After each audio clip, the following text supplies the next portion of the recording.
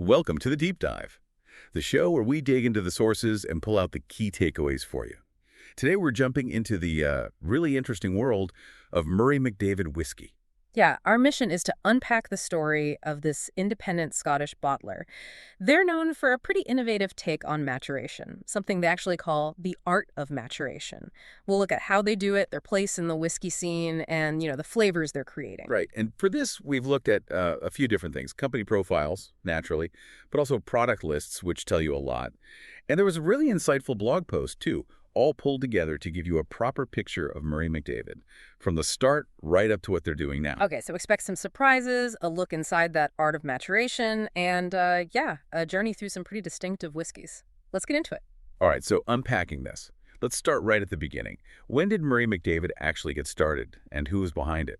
They kicked off back in early 1994, and it was founded by, an interesting group, London wine merchants Mark Rainier and Simon Coughlin. Wine merchants, right? Yeah, and Gordon Wright from Springbank Distillery. So a mix of backgrounds. And they pretty quickly got known for using, let's say, interesting casks. That was their thing. Interesting casks. Yeah. Like wine casks. Exactly. Especially fine wine casks as part of their whole art of maturation philosophy. It was actually pretty different back then. They called the results inspired Scotch whiskey. Inspired Scotch whiskey. I like that. Now, you mentioned their unique start, but wasn't there a really key moment involving Blackadder Distillery on Islay? Tell us about their part in reopening it around 2000 and bringing in Jim McEwen. That must have been huge. Oh, absolutely huge. Getting involved in reopening Blackadder was a major statement, and bringing Jim McEwen, who was already, a legend on Islay, a celebrated master distiller, it really cemented their ambition, showed they weren't just independent bottlers playing it safe. They were actively shaping things, especially on Islay.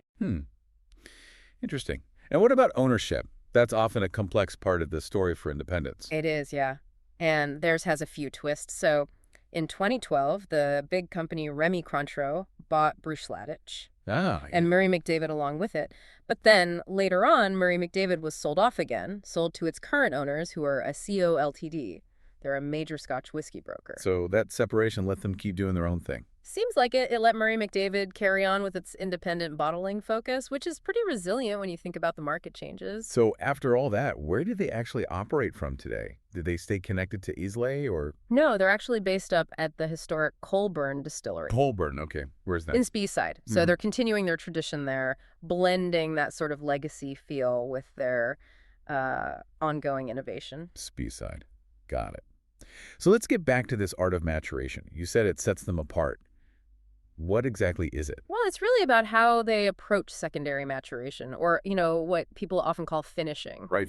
But they take it, much further. It's a very bold approach. They use a really wide variety of casks, not just the standard ex-bourbon or sherry. We're talking Madeira, port, loads of different wine casks.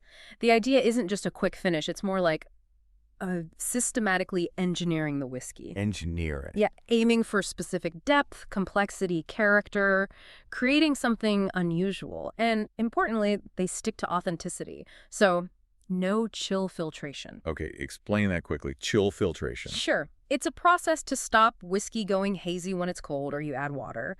But some argue it can strip out subtle flavors and textures. Oh, right. So Murray McDavid avoids it. And they always bottle with natural color. No caramel coloring added. What you see is what you get from the cask. Natural color, no chill filtration. Got it. That really speaks to their focus on the spirit itself. Now, this art of maturation, it sounds quite involved. Who were the actual people making this happen? You mentioned someone called Dean. Yes, Dean Jode. He's the head of Whiskey Creations, sort of the main architect behind the flavors. But it's definitely a team effort, very hands-on. You've got Jason, the cooper, working directly with the casks themselves, which is vital. Then Kevin, the warehouse manager, and Stephen, a warehouse operative. They're watching over the whiskey as it matures. Right. And this is quite unique. They even have Brian, who's the boat manager. A boat manager. Yeah. And Mark, the cask guardian. It really highlights that sort of bespoke, almost craft-like way they operate. A boat manager and a cask guardian. Yeah. That's fantastic. It really paints a picture. So Dean and this dedicated team, they're the ones getting creative with the casks. Can you give us some specific examples? Show us how creative they get. Absolutely. Their Cask Craft series is a great example, curated by Dean. Think about, say, an Alcorisk whiskey. They might finish it in a Koval quarter cask along with bourbon wood. Koval quarter cask, Yeah. so a smaller cask Yeah, from the American distillery. exactly. Smaller cask means faster interaction, pulling out those specific creamy, sweet notes they're targeting. It's quite deliberate. Okay, Or take an Islay whiskey like Caol Isla. They've used things like Pauillac wine casks. Pauillac, like Sorry. Bordeaux wine. Yep. So you're layering those rich, complex red wine notes onto the smoky Islay spirit. That's quite a specific goal. And they don't just do this with single malts. They do it with grain whiskey, too, like a 34-year-old Strathclyde grain whiskey finished in a Koval rye cask. Wow, 34 years old, finished in rye. Yeah. It just shows their range, Pushing boundaries across different types of scotch, always aiming for something particular. They've used Madeira casks for Inchgour, Port for Ben Rins, PX Sherry for Tullibardine. Okay, a huge variety. Oh, yeah. Madeira casks again for Caol Isla sometimes. Jimenez Spinola PX for Dalmanock. Margaux wine for Bunnahabhain. Margaux, another Bordeaux. Right. Cognac casks for Glenallachie, and even Caol Isla again. First fill Koval bourbon for Linkwood that gives intense vanilla, caramel, tropical fruit notes. It sounds like a flavor laboratory. It kind of is. Even more unusual stuff, like a Koval oat cask for a North British grain, or a diamond rum cask from Guyana for a 25-year-old Loch Lomond. Oat cask. Yeah. Rum cask. Incredible. And for their blends, too, Cult of Islay uses Ex-Islay and peated PX casks. Racimus II uses Bordeaux red wine barriques. Peatside uses first fill port barriques. It's all about that final cask influence. So this incredible cask creativity must lead to a really diverse lineup. How do they actually organize all these different bottlings for people trying to navigate them? You mentioned series. Yeah, they structure it quite clearly, which helps. You've got Mission Gold. Mission Gold. That's their top tier, the really old, rare, luxury Like stuff. the special occasion bottles. Exactly. Then there's Benchmark. That's more about delicious single malts, different ages, showcasing distillery character, but with a maturation twist. Benchmark, right. Mystery malt is fun. The label doesn't say the distillery, so it's a bit of a guessing game for enthusiasts. Ah, I like that. They also do select grain for those rare single grain whiskeys, which are often overlooked but can be amazing. The vatting mixes top single malts from different distilleries, a blended malt, basically. And Crafted Blend contains both single malt and grain whiskey.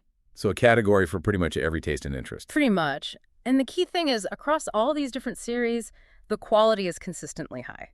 That seems to be the baseline. It sounds like it. Now, you mentioned earlier, they're not just about the whiskey in the bottle. They seem quite connected to the whiskey community. What really stands out for you there? Yeah, they definitely are. What stands out is how active they are in just celebrating Scotch, bringing people together. They host tastings, events, not just in the UK, but further afield too. Right. And then there's the boat. Ah, yes, the boat manager.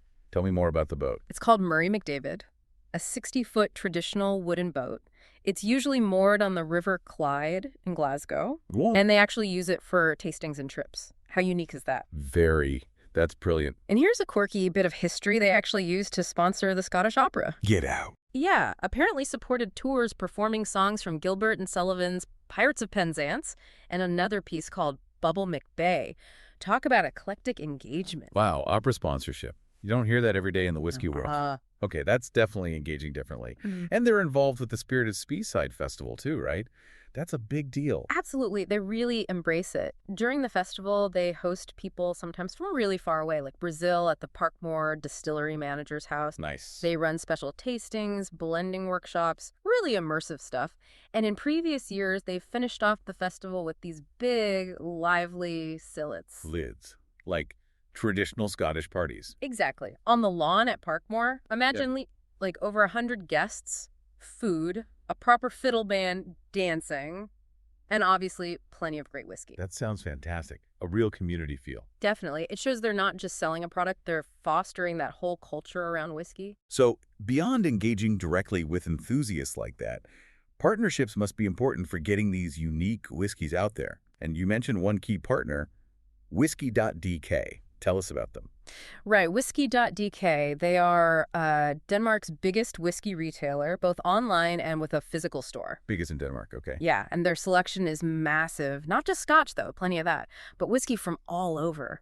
Japan, Ireland, the U.S., even Danish whiskey, plus loads of other spirits, rum, gin, cognac, tequila. If it's quality spirits, they likely have it. Where are they based physically? Their store, a big 500 square meter showroom, is in Vesterprud, which is near Kolding, and they're known for really knowing their stuff.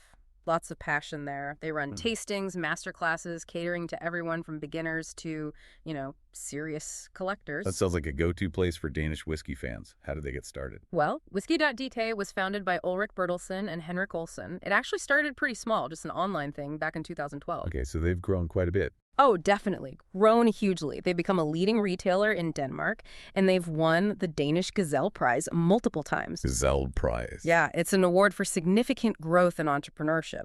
So they've clearly done something right. Clearly. So how does a partner like Whisky.dk fit into the Murray McDavid story overall? Well, it connects perfectly, really. You've got Murray McDavid doing this innovative, quality-focused maturation. Right. And then you have Whisky.dk with their commitment to quality, huge selection, and great customer experience.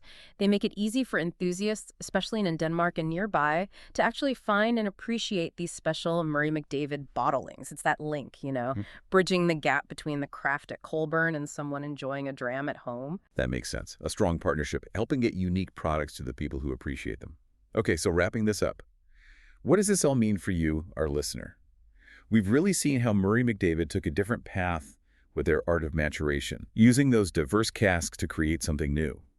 We've looked at their range, from benchmark to mission gold, and how they connect with the community, even sponsoring opera, and how partners like Whisky.dk play a crucial role in making it all accessible.